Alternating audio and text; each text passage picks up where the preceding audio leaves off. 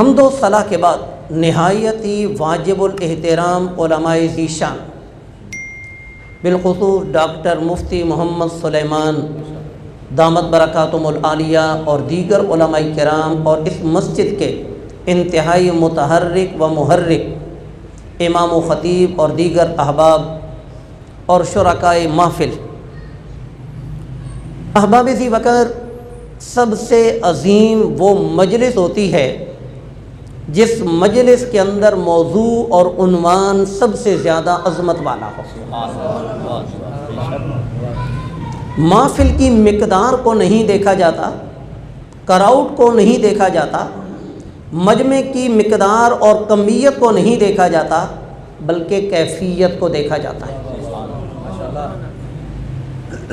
ایک شخص بھی بارگاہ رسالت مآب میں حاضر ہوتا تو سرور کائنات صلی اللہ علیہ وآلہ وسلم اس کے ساتھ وہی سلوک فرماتے جو 1,00,000 سے زیادہ مجمع میں آپ خطاب فرمایا کرتے۔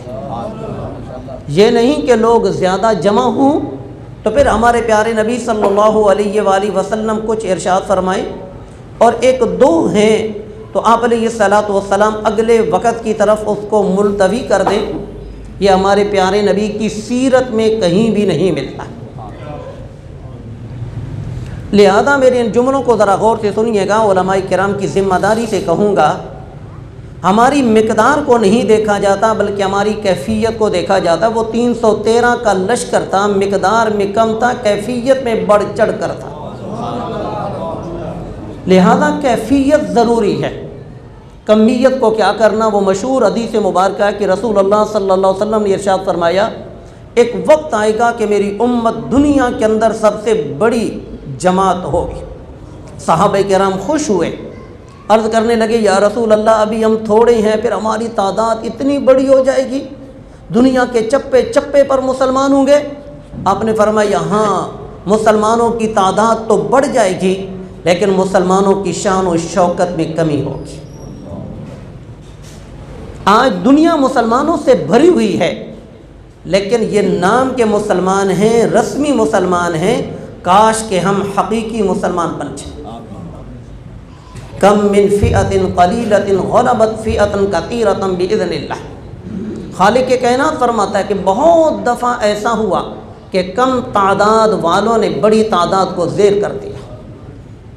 احباب ذی وقار، آپ پورے ہوش اور توجہ سے میری گفتگو سنیں۔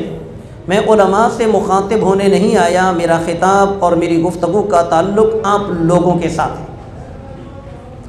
تو ہماری اس محفل کا عنوان ذات مصطفیٰ کریم صلی اللہ علیہ وآلہ وسلم ہے،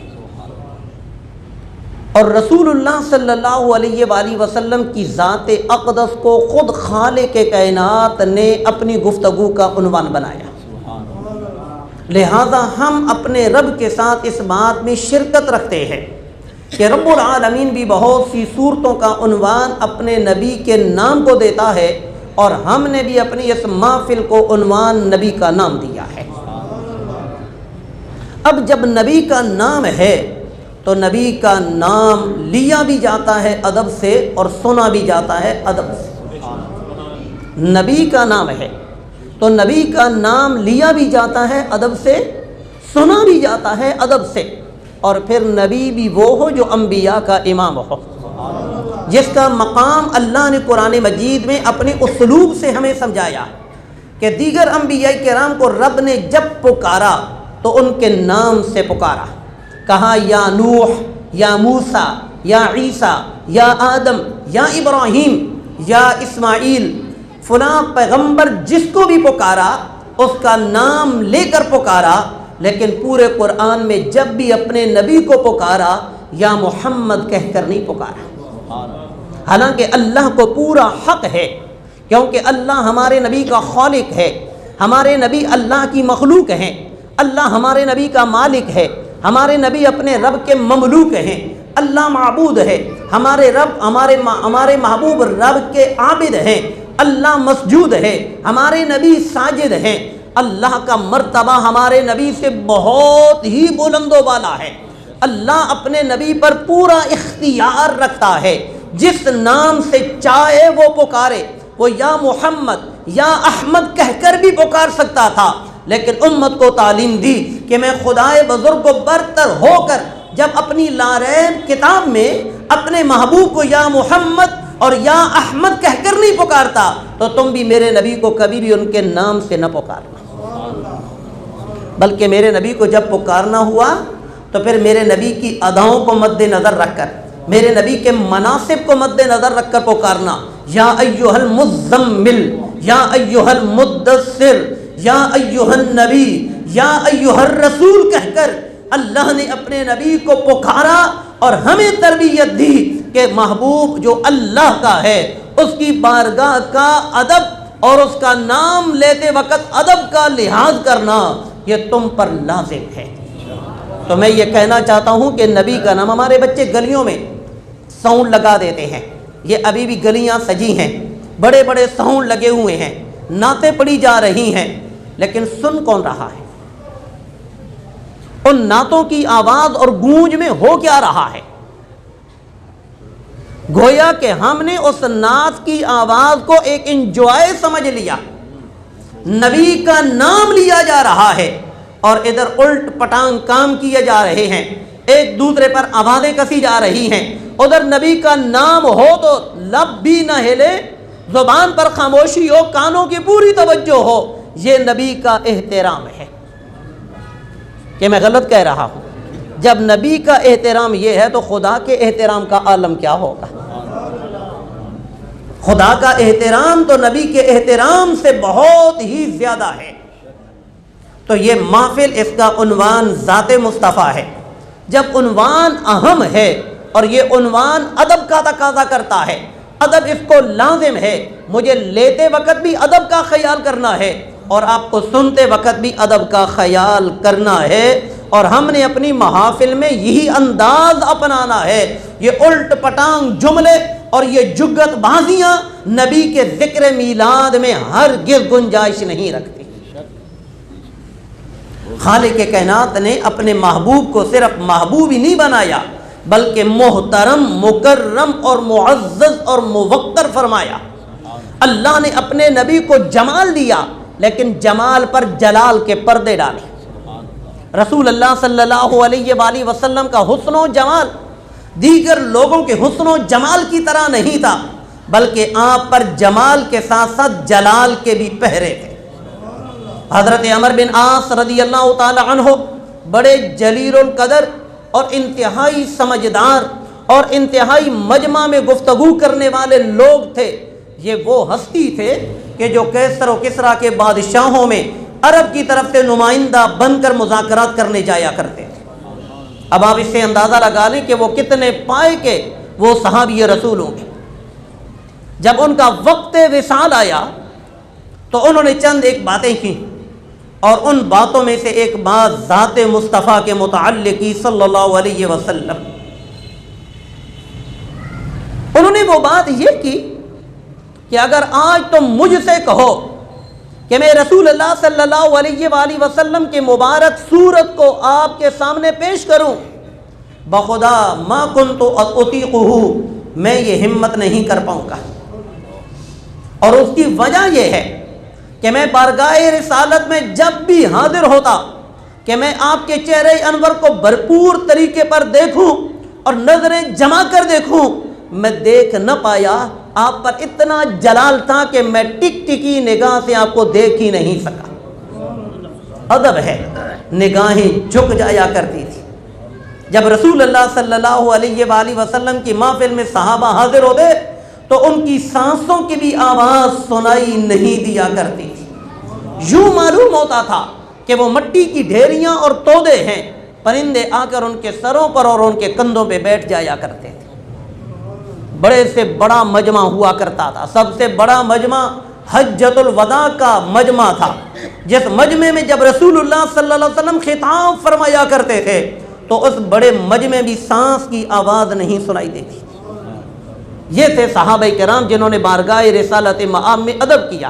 اسی وجہ سے تو مکتوبات کے اندر علامہ حضرت مجدد الفسانی علیہ الرحمہ یہ فرماتے ہیں کہ خالق کائنات نے انبیاء کرام کے بعد جب انبیاء کرام کے صحابہ کرام کا انتخاب کیا تو امام الانبیاء صلی اللہ علیہ وآلہ وسلم کے لیے ان ہستیوں کو صحابہ کے طور پر منتخب فرمایا جن کے دل تمام امت کے لوگوں سے اجلے اور نکھرے تھے. ان کے دلوں کے اجلے پن کی وجہ سے اور ان کے دلوں کی صفا کی وجہ سے اور ان کے دلوں کے نکھار کی وجہ سے اللہ نے ان کو نبی کی صحابیت کے لیے منتخب فرمایا. تمام صحابہ رسول اللہ صلی اللہ علیہ وآلہ وسلم سے مخلصانہ تعلق رکھتے اور انتہائی محبت سے آپ کی بارگاہ اقدس میں حاضر ہوا کرتے. حضرت ثوبان رضی اللہ تعالی عنہ سے پوچھا نبی کریم علیہ السلام نے، اے ثوبان میں کافی دنوں سے دیکھ رہا ہوں کہ تم کمزور ہوتے جا رہے ہو. نبی ہو تو ایسا ہو جس کو ماں کی طرح بلکہ ماں سے بڑھ کر اپنی امتیوں سے پیار ہو. ماں یہی کہتی ہے نا، بچے خیر ہو صحیح، تو بڑا کمزور ہوتا جا رہا ہے، کوئی پریشانی تو نہیں؟ نبی کا کام صرف کلمہ پڑھانا نہیں بلکہ نبی کا کام امت کی خبر گیری کرنا بھی ہے. فریاد امتی جو کرے حال زار میں، ممکن ہی نہیں کہ خیر بشر کو خبر نہ ہو.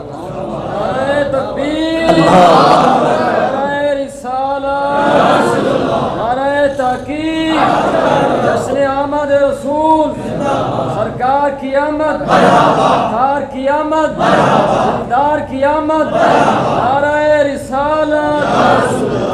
تو یہ وہ صحابہ تھے اور انہی صحابہ نے جب ایمان کی صورت میں محبت رسول کا اظہار کیا، زمانے والوں نے تو ان کو سفہا اور بے وقوف کہا، لیکن رب العالمین نے ان کے ایمان کو ایک معیاری ایمان قرار دیا اور فرمایا فَإِنْ آمَنُوا بِمِثْلِ مَا آمَنْتُمْ بِهِ فَقَدْ اهْتَدَوْا. اے قیامت تک آنے والے لوگوں، اگر تمہارا ایمان ایسا ہوا جیسا ایمان میرے نبی کے صحابہ کا ہے تو پھر کہنا کہ ہم ہدایت یافتہ ہیں.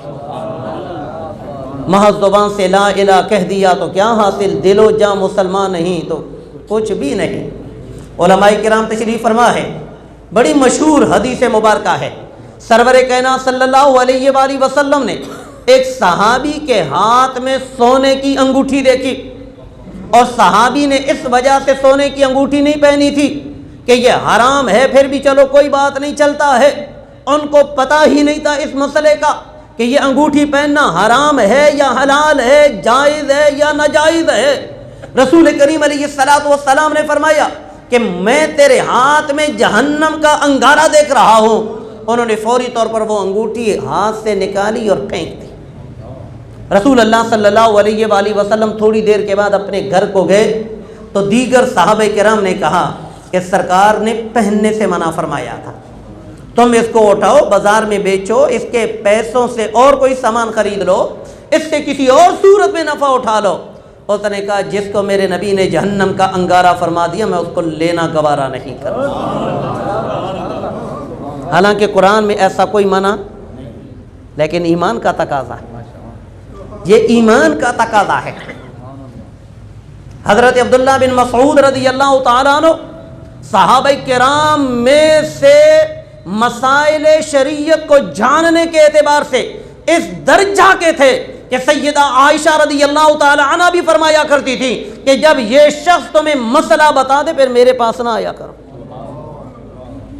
آپ کو معلوم ہے کہ ان کو یہ مقام کیسے ملا؟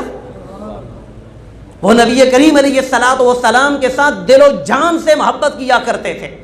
رسول اللہ صلی اللہ علیہ وآلہ وسلم جب نعلین اتارنے کا ارادہ فرماتے وہ سرکار سے نعلین اتارنے کی اجازت لے کر اپنے ہاتھوں سے سرکار کے نعلین اتارا کرتے تھے، پھر سرکار کو نعلین پہنایا کرتے.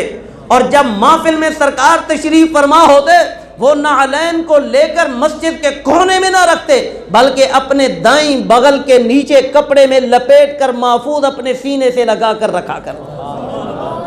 جن کے نعلین اٹھانے والوں کا یہ مقام ہے، خود ان کا مقام و مرتبہ کیا ہو. اللہ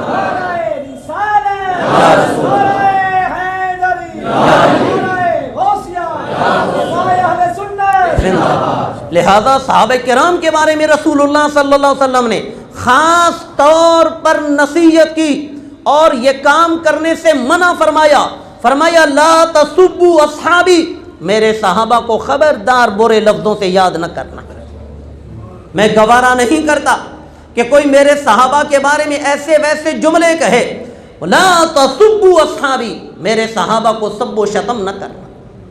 آج ہماری محافل میلاد ہے، صحابہ کرام کو وہ پرکھ رہے ہیں جن کا خود اپنے ایمان کا یہ عالم ہے کہ فجر کے وقت اٹھ کر مسجد میں نہیں آ سکتے۔ یہ ہم نے کبھی سوچا کہ ہماری محفل میں کیا ہو رہا ہے؟ تو ان صحابہ کرام یہ نفوس قدسیہ ہیں، اور یہ ہمارے مقتدا ہیں، یہ ہمارے قدوہ ہیں، یہ ہمارے رہنما ہیں، اور ان کے بارے میں سرکار نے ارشاد فرمایا فَبِأَيِّهِمْ اقْتَدَيْتُمْ اهْتَدَيْتُمْ، میرے جس صحابی کا بھی دامن پکڑو گے یقیناً وہ تمہیں منزل مقصود تک پہنچا دے گا۔ احباب ذی وقار، یہ رسول اللہ صلی اللہ علیہ وآلہ وسلم کے صحابہ ہیں۔ وَقَالَ لَهُمْ نَبِيُّهُمْ إِنَّ آيَةَ مُلْكِي أَن يَأْتِيَكُمُ التَّابُوتُ فِيهِ سَكِينَةٌ مِّن رَّبِّكُمْ وَبَقِيَّةٌ، کہ قرآن مجید کے اندر ایک تابوت کا ذکر ہے، جس تابوت کے اندر ہر دور میں ایک ہوتا سکون، اور سکون سے بڑھ کر اگر مزہ اور لطف آئے اس کو سکینہ کہتے ہیں۔ اس میں صرف سکون نہیں تھا بلکہ سکینہ تھا، اور سکینہ کے اندر بھی مبالغے والا معنی ڈبل پایا جاتا ہے، کیونکہ اس کے آخر میں تا بھی کوئی معنی دیتی ہے، جس کا مطلب ہے انتہائی بڑے درجے کا سکون اور قرار تھا۔ یہ تابوت اللہ نے آسمان سے حضرت آدم علیہ السلام پر اتارا تھا۔ کبھی سوچا کہ اس تابوت میں کیا تھا؟ اس تابوت میں انبیاء کرام کی تصاویر تھی، اور ان انبیاء کرام کے مکانات اور ان کی رہائشوں کی تصویر تھی، اور یاقوت سرخ پر ایک خاص تصویر تھی، وہ ہمارے پیارے نبی صلی اللہ علیہ وسلم کی تھی۔ اور اس تصویر کے ارد گرد کیا منظر بنا ہوا تھا کہ رسول اللہ صلی اللہ علیہ وسلم نماز کی حالت میں قیام فرما رہے ہیں، اور دائیں بائیں ارد گرد صحابہ کرام کا نقشہ موجود ہے۔ اب اندازہ لگا لیں کہ یہ کون سی ہستیاں ہیں۔ اور جناب ابو بکر صدیق، ان کے علم کا مقام یہ ہے کہ حضرت شیخ عبدالحق محدث دہلوی علیہ الرحمہ فرماتے ہیں کہ رسول اللہ صلی اللہ علیہ وآلہ وسلم نے ارشاد فرمایا جو رب نے علم و حکمت میرے سینے میں ڈالا تھا وہ میں نے تمام علم و حکمت ابو بکر کے سینے میں انڈیل دیا۔ یہ ایسی مقدس ہستیاں ہیں، اور ان مقدس ہستیوں سے پوچھو کہ رسول اللہ صلی اللہ علیہ وسلم کا مقام و مرتبہ کیا ہے۔ جب عروہ بن مسعود ثقفی اسلام لانے سے پہلے کفار کی جانب سے نمائندہ بن کر مسلمانوں سے مذاکرات کرنے حدیبیہ کے مقام پر آیا، اس نے جو منظر دیکھا واپس جا کر اس نے اپنے لوگوں سے کہا کہ میں نے ایسی بادشاہوں کی شان نہیں دیکھی، میں نے ایسے تاجداروں کی شان نہیں دیکھی، میں نے بڑے بڑے دنیا دار دیکھے، قیصر و کسریٰ جیسے بادشاہ دیکھے، بخدا ان کا بھی وہ احترام میں نے نہیں دیکھا جو احترام آمنہ کے لال کا صحابہ کرتے مجھے نظر آئے۔ قضاء حاجت کی اور واپس آ کر عرض کرنے لگے یا رسول اللہ، جہاں آپ قضاء حاجت فرما کر آئے ہیں وہاں پر تو سوائے خوشبو کے غلوں کے کچھ بھی نہیں آتا۔ آپ نے ارشاد فرمایا کہ زمین اپنے اندر ہضم کر جاتی ہے۔ گویا اب صحابہ سے پوچھو وہاں پر تم گئے کیوں تھے؟ ام ایمن نے جب سرکار کا بول مبارک پی لیا تو سرکار نے فرمایا مبارک ہو، تیرا پیٹ کبھی خراب نہیں ہوگا۔ اور ایک اور صحابی کو جب رسول اللہ صلی اللہ علیہ وسلم نے اپنا مبارک خون دیا اور کہ اس خون کو جا کر زمین کے اندر دفن کر آؤ، انہوں نے کہا دفن کر آؤں؟ حکم تو یہ ہے، ہم ان سے بڑھ کر ہیں فقہ اور شریعت کو جاننے والے۔ سرکار نے فرمایا جاؤ اس خون کو مٹی میں دفن کراؤ، یہ حکم تھا، اور یہ حکم اسلام کا تھا، عشق کا، ایمان کا حکم یہ تھا۔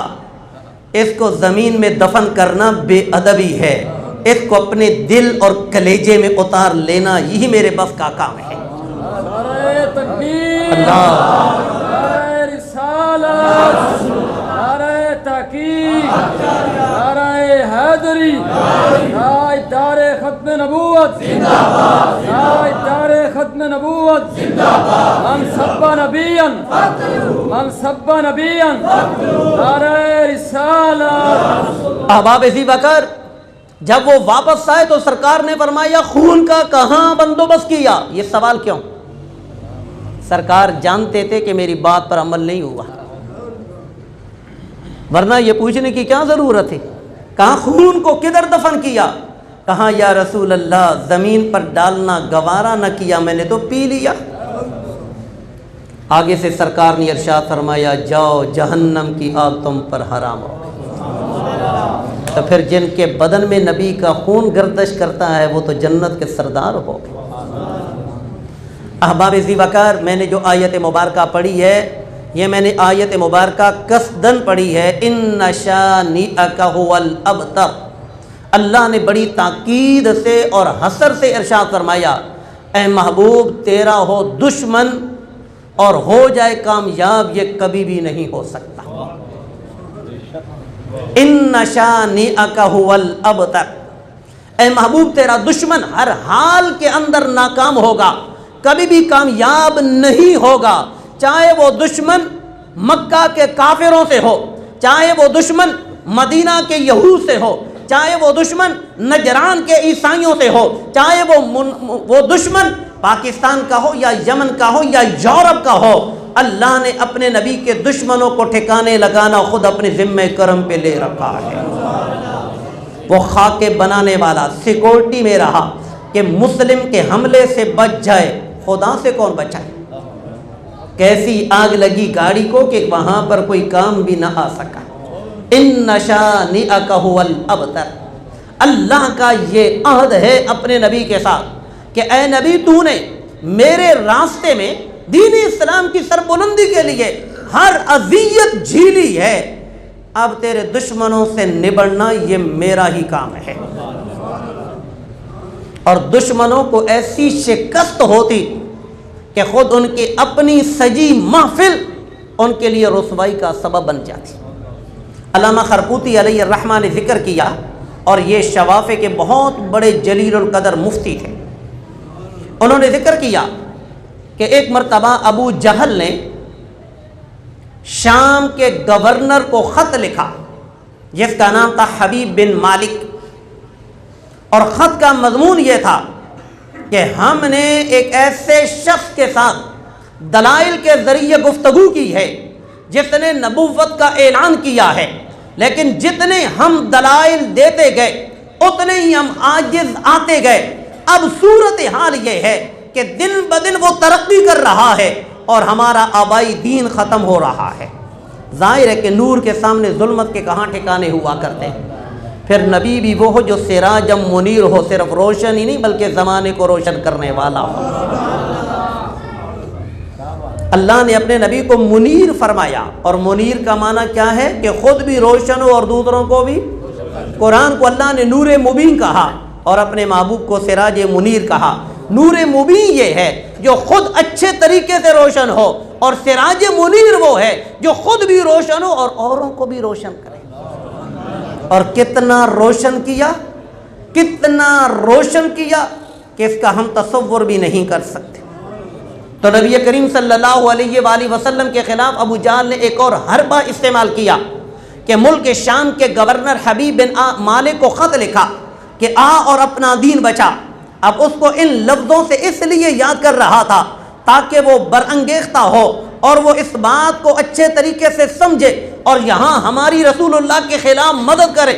جتنا جلدی ہو سکتا ہے تو مکہ میں پہنچ اور اس بندے سے دلائل سے تو بات کر، شاید ہو سکتا ہے کہ ہم اپنا آبائی دین بچا لیں۔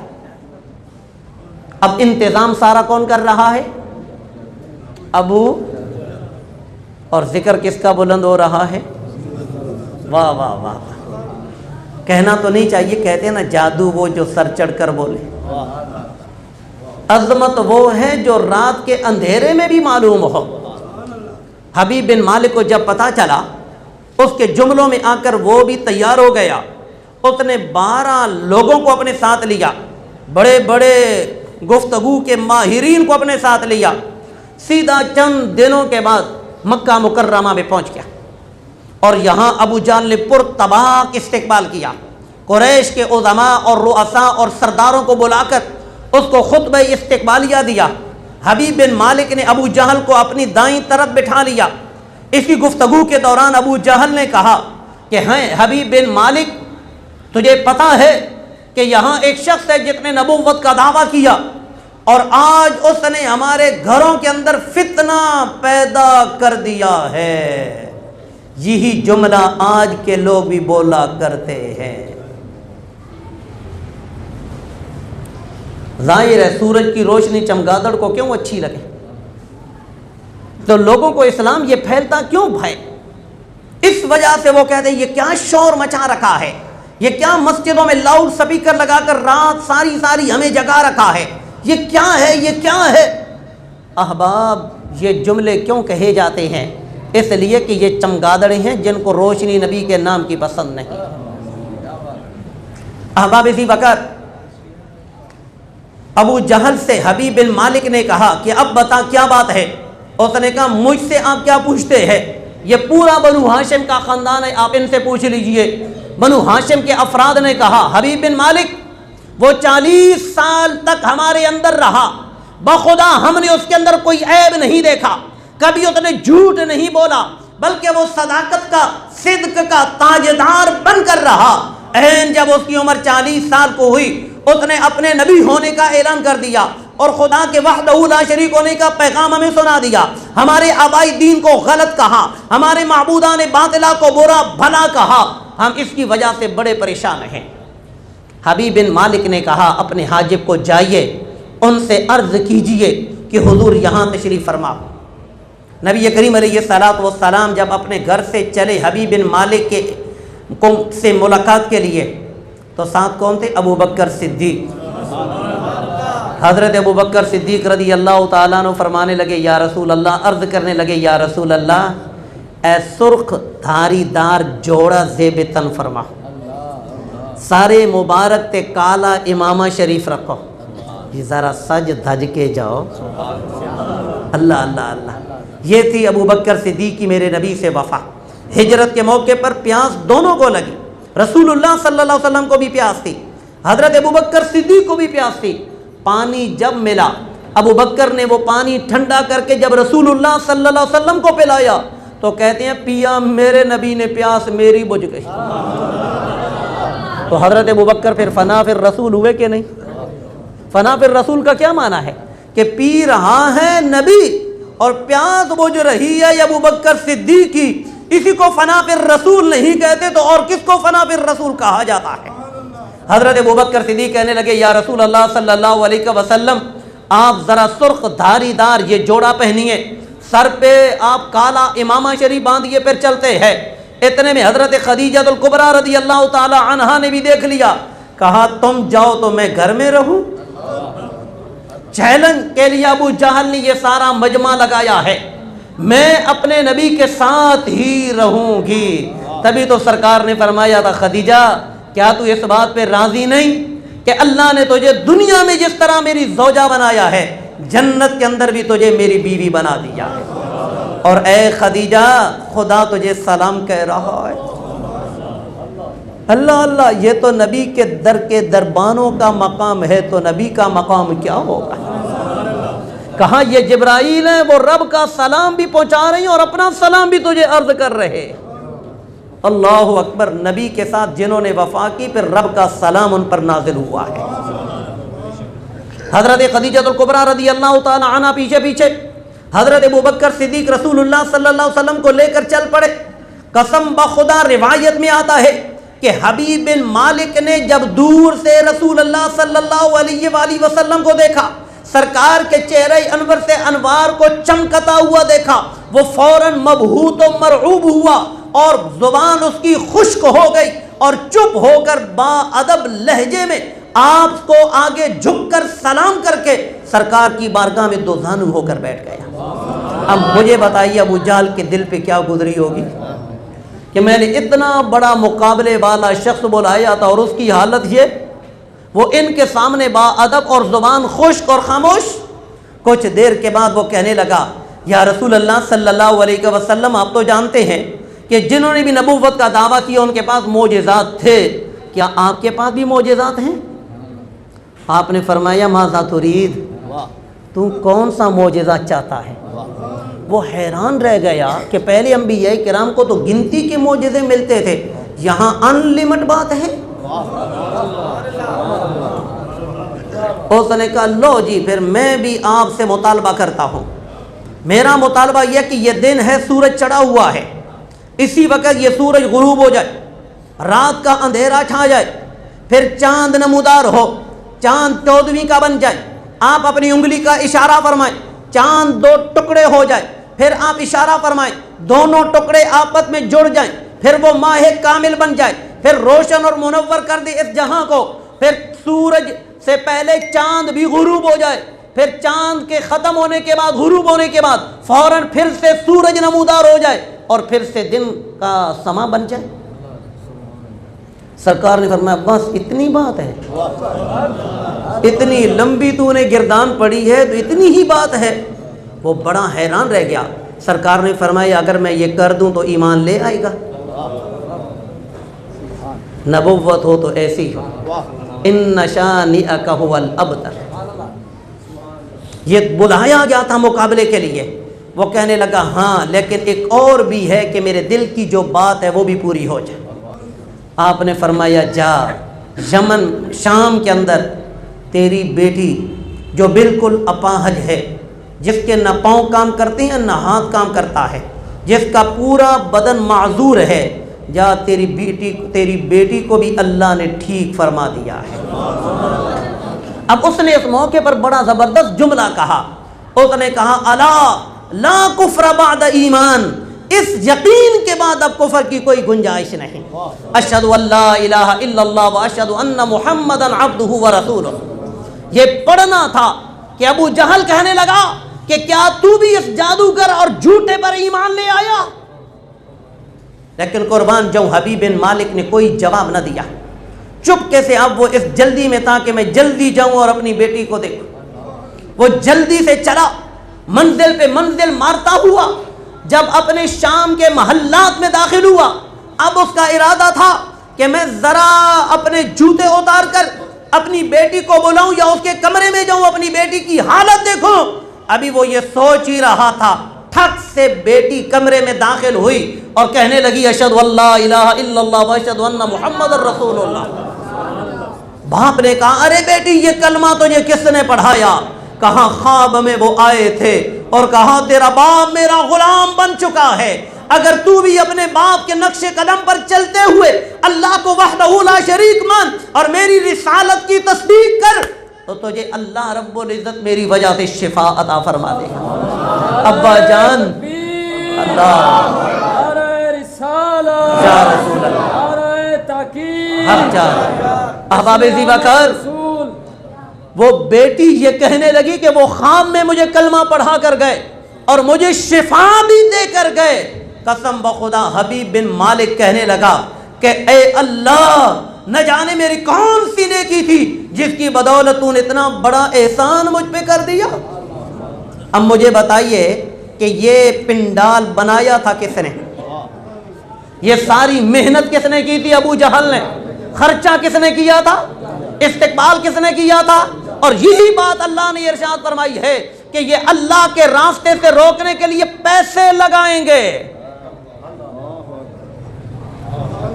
ثم تکون علیہم حسرہ، پھر یہ ساری دولت جو مصطفیٰ کریم سے دور کرنے پر لوگوں پر لگائیں گے، پھر ان کے لیے یہی شرمندگی اور حسرت کا سبب بن جائے گی۔ آج سارا یورپ ایڑی چوٹی کا زور لگا لے، وہ عشق مصطفیٰ کی اس آگ کو بجھا نہیں سکتا۔ ہمارے جوانوں کو اس نے سستے انداز میں بے حیائی کا سامان دیا، 100 روپے کا پیکج لگاؤ، ساری رات بے حیائی کے مناظر دیکھتے رہو، لیکن اس کے باوجود ان جوانوں کی زبان پر لبیک یا رسول اللہ کی صدا لگے۔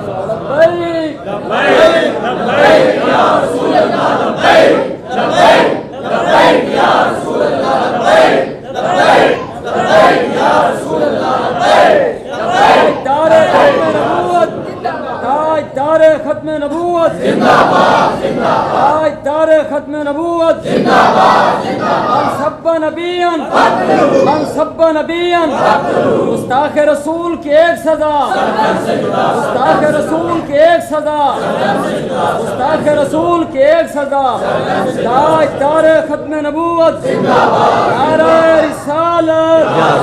اب اس آیت کا امید ہے کچھ نہ کچھ مطلب آپ کے ذہن میں آیا ہوگا، بس 2 جملوں میں ایک اور آیت پڑھ کر اجازت۔ اللہ نے تو اپنے نبی سے وعدہ کیا ہے وَلَلْآخِرَةُ خَيْرٌ لَكَ مِنَ الْأُولَى۔ محبوب وہ پہلے انبیاء کرام تھے، ان کے دنیا سے پردہ فرما ہونے کے ساتھ ان کے نام لیوا بھی ختم ہو گئے، ان کی کوئی پہچان باقی نہ رہی۔ اگر تیرا قرآن نہ ہوتا تو ان انبیاء کا کوئی نام بھی نہ جانتا۔ لیکن اے محبوب تیرے ساتھ میرا وعدہ ہے وَلَلْآخِرَةُ خَيْرٌ لَكَ مِنَ الْأُولَى، ہر بعد میں آنے والی گھڑی تیری پہلی گھڑی سے بہتر افضل و اعلیٰ ہو۔ جوں جوں وقت گزرتا ہے چیز پرانی ہوتی ہے، لیکن نبی کی شان نرالی ہوتی ہے۔ ہر شے کی سج دھج میں فرق آتا ہے، لیکن نبی کی سج دھج دن بدن بڑھتی چلی جا رہی ہے، کیونکہ اعلیٰ حضرت علیہ الرحمٰن نے کیا خوب اس بات کی ترجمانی کی، فرمایا مٹتے ہیں مٹ گئے ہیں مٹ جائیں گے اعداء تیرے۔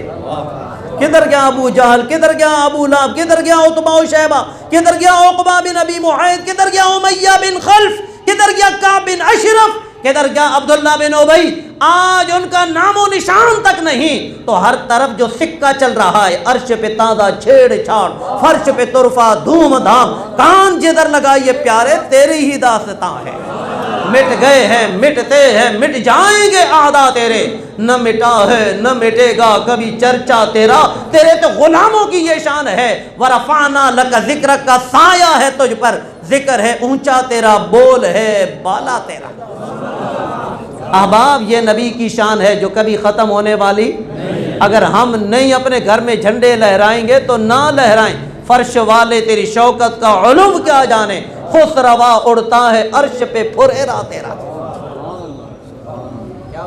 اللہ اکبر، یہ ہماری اور میری خوش قسمتی ہے، میں سمجھتا ہوں میری بہت بڑی خوش قسمتی ہے کہ مجھے یہ کلمات کہنے کا موقع ملا اور آپ کو سننے کا موقع ملا۔ اب مجھے بتائیے کیسا رہا ہمارا عنوان؟ اللہ اللہ اللہ اللہ۔ پھر نبی کا نام لیا جائے تو نبی کو پتہ نہ چلے، یہ تو ہو ہی۔ وہ حدیث مبارکہ آپ کو یاد ہوگی جب صحابہ کرام یہ شکر خداوندی کی محفل میلاد سجائے ہوئے تھے، سرکار تشریف لائے، فرمایا کیوں بیٹھے ہو؟ کہا اللہ نے آپ کو مبعوث فرما کر جو ہم پر احسان فرمایا اس کا شکر ادا کر رہے ہیں۔ فرمایا میں بھی کمرے تھا، اچانک جبرائیل امین آئے اور کہا یا رسول اللہ ان کو جا کر بتائیے یہ لنگر دیجئے، تمہارا نام عرش پہ رب فرشتوں کے سامنے فخر سے لے رہا ہے۔ یار یہ بات مجھے بتائیے پیسوں سے حاصل ہوتی ہے؟ یہ بات صرف محبت سے حاصل ہوتی ہے۔ بس میں مفتی صاحب کی موجودگی میں آپ کو یہی پیغام دیتا ہوں، صرف نبی کے بن کر رہو۔ ہم صرف نبی سے بن کر رہے، محبت ہو تو غیر مشروط، وفا ہو تو غیر مشروط۔ جب یہ جذبہ ہمارے سینوں میں ہوا نا تو پھر قیامت والے دن سرکار یہ اعلان فرمائیں گے الصالحون لک والطالحون لی، محبوب نیک اپنی نیکیوں کی وجہ سے جنت میں تیرے فضل سے جائیں گے، اور گناہگار میری شفاعت کی وجہ سے تیرے فضل کے ذریعے جنت میں جائیں گے۔ تو مجھے بتائیے شفاعت کے ذریعے جانے والوں کا نام کیا ہوگا؟ محمد ہی آ گئے ہیں، شفاعت ہی آ گئے ہیں، اور شفاعت کے ذریعے انہی کو لایا جاتا ہے جن سے پیار ہوا کرتا ہے۔ اللہ کے نبی نے تو اپنی گناہگار امت سے پیار فرمایا، رب حبلی امتی کہتے ہوئے پیدا ہوئے، رب نے فرمایا بخشا، الصلاۃ والسلام وآخر دعوایا ان الحمد للہ رب العالمین۔